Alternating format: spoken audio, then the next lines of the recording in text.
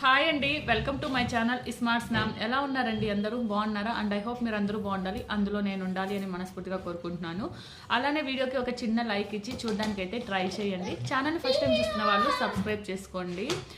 So నేను మొన్న ఒక వీడియో పెట్టాను కదండి, హయాన్ బాధ భరించలేక ఆశ్రమానికి వెళ్ళిపోదాం అనుకుంటున్నాను అనేసి. సో ఆ వీడియోని చాలామంది ఎలా అర్థం చేసుకున్నారు అంటే, హయాను ఎక్కువ ఇబ్బంది పెడతాడు కదా, హయానే కాదు ఇలా ఉన్న స్పెషల్ కిడ్స్ అందరు కూడా ఇబ్బంది పెడతారు. సో అందరికి ఎలా అర్థమైంది అంటే, నేను వీడి బాధను భరించలేక, వీడి బిహేవియర్ని నేను మేనేజ్ చేయలేక వీడిని ఆశ్రమానికి పంపిస్తాను అని అన్నట్లు అర్థం చేసుకున్నారనమాట. అసలు ప్రాణం పోయినా నేను ఆ పని చేయనండి. అసలు ఒక గంట సేపు వీడు అంటే నిద్రపోకుండా మేల్కొని ఇంట్లో ఉన్నప్పుడు ఒక గంట సేపు వీడిని వదిలేసి నేను బయట వెళ్ళాను అంటే లోకం మొత్తం వీడి మీదనే ఉంటుందండి. ఏం చేస్తున్నాడు, ఎలా ఉన్నాడు, తింటున్నాడా లేదా, ఏమైనా నోట్లో పెట్టుకున్నాడా. సో ఇలా చాలా చాలా క్వశ్చన్స్ అయితే గమనుంటాయా, ఇలా చాలా చాలా ఆలోచనలు క్వశ్చన్స్ అన్నీ కూడా నా మైండ్లో తిరుగుతూనే ఉంటాయి. అలాంటప్పుడు వాడిని నేను ఆశ్రమానికి పంపిస్తానా అండి, నా ప్రాణం పోయినా ఆ పని చేయను. నేనేమంటున్నానంటే, వీడిని ఇంట్లో అంటే వస్తువులన్నీ లాగేస్తూ అలా ఇలా చేస్తూ ఉంటాడు కదా, చెప్తే కూడా వినడు కదా. సో ఇలా లేకుండా ఆశ్రమాలలో ఏంటంటే ఆ ప్రకృతి అనేది చాలా బాగుంటుంది కదా, అంటే ఆ ఎన్విరాన్మెంటల్ కానీ అంతా కూడా చాలా పీస్గా బాగుంటుంది కదా. సో ఇలా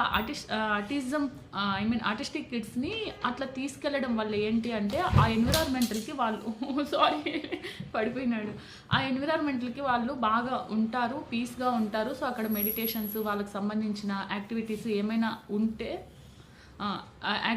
ఏమైనా చేయిస్తా అలా ఉంటే, నేను హయాన్ ఇద్దరం వాడిని తీసుకొని నేను కూడా వెళ్ళాలి, వాడితోనే నేను స్టే చేసి సో వాడిని బాగా చేసుకోవడానికి ట్రై చేయొచ్చు కదా, అండ్ నాకు కూడా ఒక పీస్ఫుల్ మైండ్ ఉంటుంది కదా అన్నట్లు ఆలోచన అనమాట. అంతేగాని నేను ఇక్కడ ఉండి హయాన్ని ఒక్కడనే ఆశ్రమానికి పంపించనండి. కొంతమంది అట్లనే అర్థం చేసుకున్నారు, అంటే పాజిటివ్గానే నెగిటివ్ కాదు. సో లేదు సిస్టర్, పేరెంట్స్ తల్లి చూసినట్లు ఎక్కడ ఏ ఆశ్రమంలో కూడా చూడరు, వద్దు సీస్ ఆ పని చేయకండి అని కొంతమంది అయితే ఇన్స్టాగ్రామ్లో వచ్చేసి ఎందుకు అలాంటి డెసిషన్ తీసుకున్నారు, అయినా మీరు ఎలా పంపించగలరు వాడిని అని కొంతమంది ఇలా అంటున్నారు. నేనైతే అలా అనలేదండి. ఒకవేళ ఆశ్రమంలో మంచిగా ఉంటుంది మెడిటేషను, ఇలా ఆటిజం ఉన్న పిల్లలకి అంతా కూడా మంచిగా ఉంటుంది అన్న ఆశ్రమాలు ఏమైనా ఉంటే నేను హయాన్ ఇద్దరం వెళ్తాము. అండ్ నాకు కూడా పీస్ కావాలండి. నేను కూడా కొంచెం డిస్టర్బ్ అవ్వడము, ఎక్కువ ఎమోషనల్ అవ్వడము, సో ఓవర్ థింకింగ్ చేయడం ఇలాంటివి అయితే ఉన్నాయి నాకు కూడా.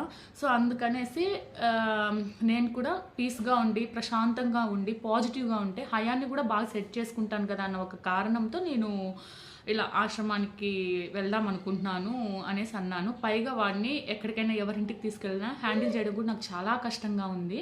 సో అందుకని అలా అన్నాను. ఇంకొచ్చేసి వీడు నన్ను ఈ మధ్య కాలంలో ఏంటంటే కోపం వచ్చినప్పుడు నన్ను కొడుతున్నాడని చెప్పాను ఆ వీడియోలో. సో దానికి కూడా కొంతమంది ఏంటంటే, అలా కొట్టినప్పుడు చంపగొట్టి ఒక దెబ్బ వేస్తే మళ్ళీ కొట్టడు కదా అంటే నేను పాజిటివ్గానే చెప్తున్నాను, నెగిటివ్గా కాదు. సో అలా వాళ్ళు కొట్టినప్పుడు మనం తిరిగి వాళ్ళని ఒక దెబ్బ కొట్టి ఇలా చేయడం తప్పు అని మనం కొట్టి చెప్తే, వాళ్ళు తెలుసుకునేట్టుగా ఉంటే ఇంకా అన్నీ నేర్పించుకోమా అండి. సో ఆ క్షణం మనం కొట్టి బాధపడిన తర్వాత వాళ్ళు సెట్ అయిపోతారులే అని హోప్ ఉంటుంది. బట్ అలా కొట్టడం వల్ల అసలు ఏ మాత్రం యూజ్ ఉండదండి.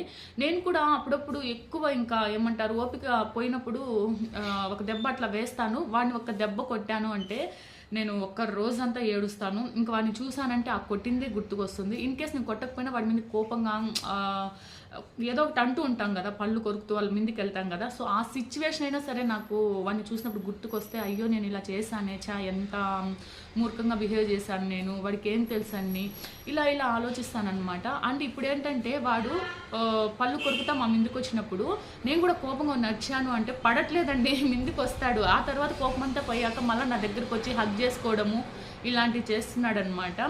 సో ఇదండి, నేను హయాన్ని అయితే ఆశ్రమానికి పంపించను. ఒకవేళ బాగుంటుంది వెళ్ళొచ్చు అనేసి అనుకుంటే నేను హయాను ఇద్దరం వెళ్తాము. ఒకవేళ నేను ఎక్కడుంటే అక్కడండి హయాను, వాడికి నా అవసరము ఉన్నంత వరకు వాడు నాతోనే ఉంటాడు, ఎక్కడికి వెళ్ళడనమాట. ఎటువంటి సిచ్యువేషన్లో అయినా సరే వాడు నాతోనే ఉంటాడు. నా అవసరం వాడికి ఉన్నంత వరకు.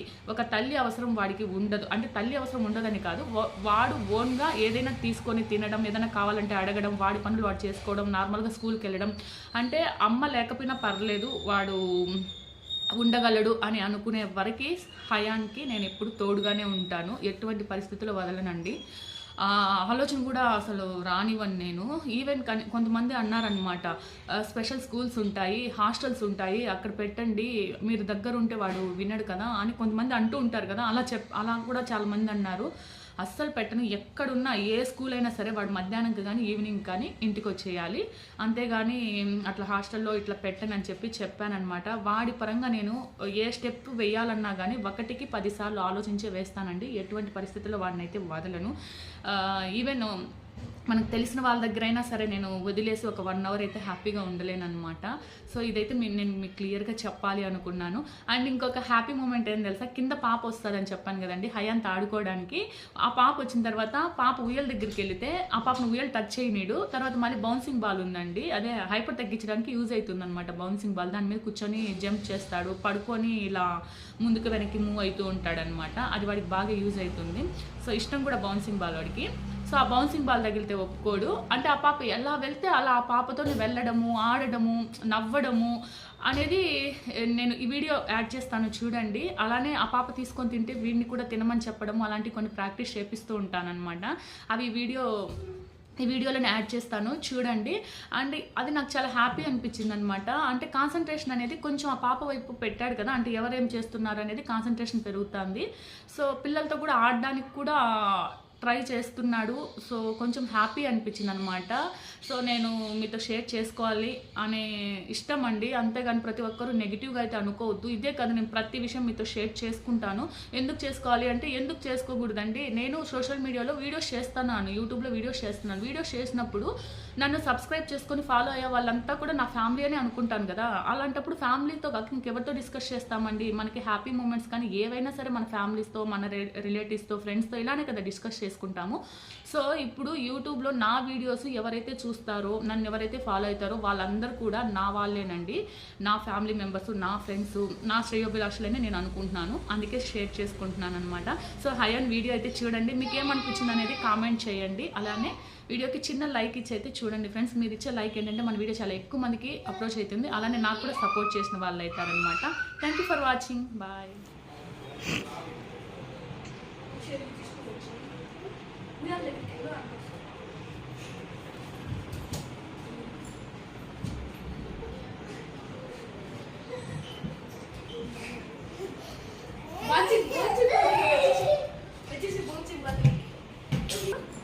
వస్తాడు వీడియో చూసినాడా, వస్తాడు.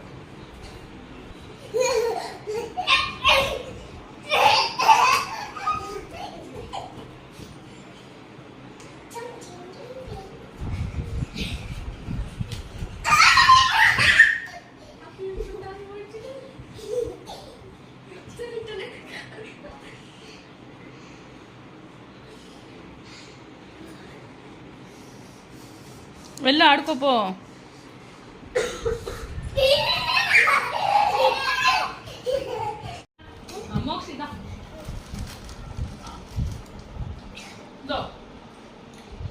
చూడు, ఇక్కడ చూడు, ఇక్కడ చూడు, ఇదో చూడు, మోక్షి పెట్టినా చూడు, హ్యాండ్ చూడు, ఇదో మోక్షి పెట్టినా చూడు, ఇదో పెట్టుకో మోక్షి, పెట్టుకో మోక్షి, నువ్వు పెట్టుకోరా గలీజోడా, ఇటు పెట్టుకో. మోక్షి చూడు, అదో నేను ఇస్తాను లేదు, వదిలేసే. ఇదో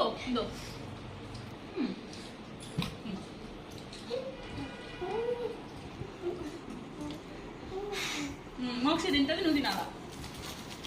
ఇదో హయాన్ చూడు, ఇదో మోక్షికి, ఇదో నీకు, ఇదో పట్టు.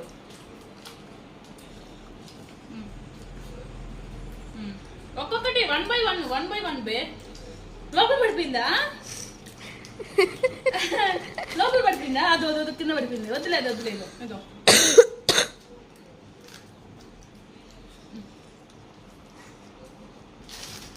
వాడు వెళ్ళిపోయి.